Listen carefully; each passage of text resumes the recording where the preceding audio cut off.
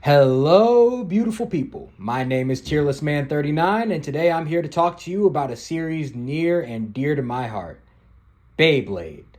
Specifically, Beyblade Metal Masters. Now, I love Metal Masters.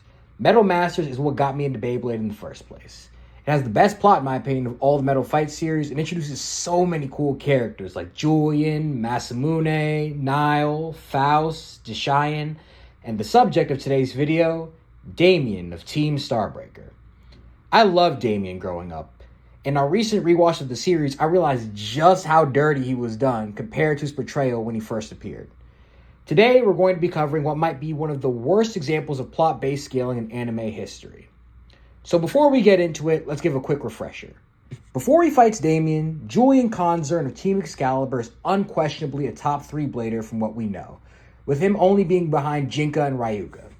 Now, I know that some of y'all are going to bring up the one, the only, Kyoya, but you have to remember that from what we know at this point, Kyoya is equal to the version of Jinka that Julian already beat. And while I say he's behind Jinka and Ryuga, Julian's not portrayed as far behind either of them. He's 1-1 with Jinka, and even after his power boost from mastering Pegasus, their fight was still really close. And his interaction with Ryuga is brief, but he stops Ryuga dead in his tracks when he tries to attack Sophie, and then they talk trash with the showdown being built up down the line, implying that they're at least close enough in power to have a competitive fight, right? Now enter my guy Damian. The first thing he does on screen is off screen, presumably without much difficulty, you and Tsubasa at the same time. Now some people will argue that they were recovering. However, Madoka said literally 10 seconds before the fight that their bays were back to full power. Still, even assuming they're rusty from their time off, it's a solid showing, and if they actually were at full power, I don't think anyone introduced so far in the series could 2v1 them that easily. But now we have our match between Team USA and Team EU, and we get the revelation that Team Excalibur has been training harder than ever. As Damian and Julian fight, the latter, who was already portrayed, like I said, as close in power to Jinka and Ryuga, is revealed to have trained heavily for the first time in his life, barely stopping to even sleep. He's way faster, his eyes of Medusa are more powerful. Jinka even notes that his power has increased drastically since they fought. He even has a new special move. Despite all this, Damian takes 0 damage from Julian's Gravity Brave, ignores the eyes of Medusa, and casually just smokes Julian.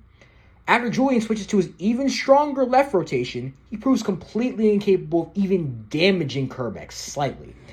Damian eats what is visually and would logically be the strongest Black Excalibur in this series with 0 damage without even using a special move.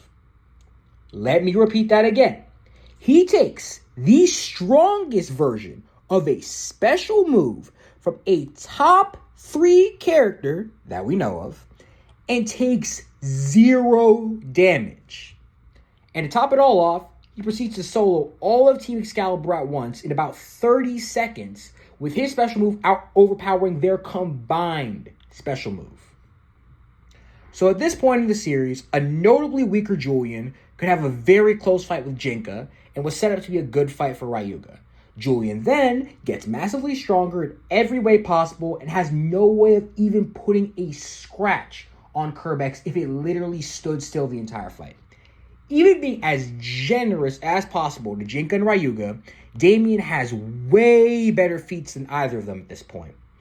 Based on what's been shown, there's not even much reason to assume they could cause more than cosmetic damage to Kerbex, and that's being generous. If you're watching up to this point, there is 0 reason to put Damian below top 1. But finally, we get to the World Championship and where things start to fall apart. Less than 1 episode has passed since Starbreaker already beat Excalibur. To be fair, it has been at least a day in series time. The championship starts in the morning and the DJ's fight ends at sundown. But it hasn't been portrayed as a long time at all, and Jinka isn't shown training even a tiny bit in that time. Mind you, from what we saw last, there's not much reason to argue that Jinka could 3v1 the Garcias. Forget Excalibur, the Garcias. A couple episodes ago, he was losing a 2v1 against Zio, the weakest member of Team Starbreaker. But the finale comes, and Starbreaker either gets nerfed to all hell for the sake of plot, or everyone else gets buffed. Zio, who was comfortably beating Masamune and Jinka simultaneously, has to max out his arrangement to barely beat an emotionally conflicted conflicted Masamune, who stopped his special move at the last second. Jack, who is strong enough that Ryuga thought he'd make for a great fight before he even had a Beyblade, and with the added benefit of like 3 arrangements, gets low-mid dished by Ryuga and humiliated.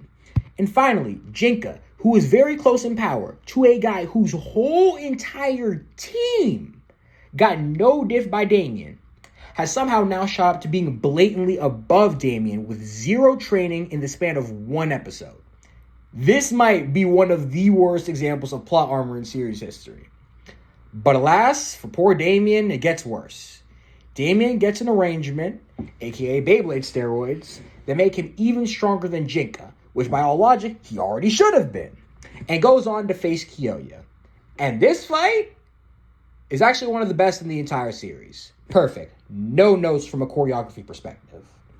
But some way, somehow, Damian ends up losing this fight as well. Now, honestly, this one isn't nearly as egregious. While Kyoya made an insane power jump from being weaker than Julian to stronger than championship match Jinka, we haven't seen him fight for a good 20 episodes. Actually, more than 20, almost 30. And in that time, Kyoya was training day and night off screen. He was training hard for a lot longer than Julian, and certainly for a lot longer than Jinka. He certainly wasn't out here going high diff 5 episodes ago with Ian Garcia, unlike some people. But despite that being like the last fight we see from Damian, it's not the last we see of egregious power scaling retcons.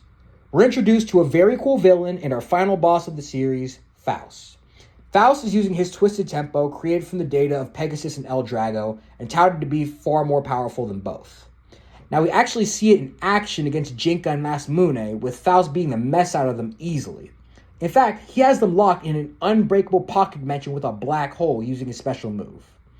But they get saved when Ryuga, without even using a special move, mind you, destroys the inside of Hades City, and then, again, without using a special move, proceeds to casually break through Faust's pocket dimension from the outside. Now I love Ryuga. Medio El Drago is one of my top 3 favorite Beyblades all time, any generation. But how on God's green earth is he casually overpowering the special move of a Beyblade with the combined power of him and Pegasus? Like, the only explanation I've ever heard that made a little bit of sense is that he was holding back so hard against Jack that he used less than 50% of his power. So that when they were making Twisted Tempo, they didn't have enough data to make him as powerful as Ryuga. Which would make things make even less sense, because what the heck did he think he was going to do getting a fight out of Jack? A guy he can apparently body at less than 50% power. That was literally his whole motivation for getting involved with the main plot, coming to meet Ziggurat in the first place, and get involved with everything. He went to HD Academy and put up with all of their tests just for the opportunity to fight a guy who he could body while holding back, apparently. Also, think what that means for Julian. Ryuga is apparently on par with, if not stronger than Faust. Faust can casually beat Jinka and Masamune at the same time. Jinka is stronger than Damian. Damian is way stronger than all of Team Excalibur at once. Team Excalibur itself is obviously stronger than just Julian, and Julian is way stronger than when he stopped Ryuga in his tracks and was built up as a challenge for him. If that fight had happened that night, Ryuga could have literally just one-tapped Julian, based on what we know now. He could have one-tapped 5 Julians and probably not break a sweat. I have to assume that Ryuga was like playing a really long-term prank on Julian and Jack at this point. Maybe he actually just has a weird fear of men whose names start with J because it kind of sounds like Jenga. Like, there's literally 0 reason for him to have been this excited about a fight with Jack and a fight with Julian if he was actually this strong all along. Whatever, just ran over. Go to the conclusion. Overall, I think the last few episodes of Metal Masters really just mess with the established power scaling. And besides Kyoya, there isn't really a good reason given behind it at all. It was super frustrating to see this in real time, and might be one of the worst examples of retcon scaling in recent history. I hope you guys liked the video, and make sure to subscribe. I love all of you beautiful people, and see you next time.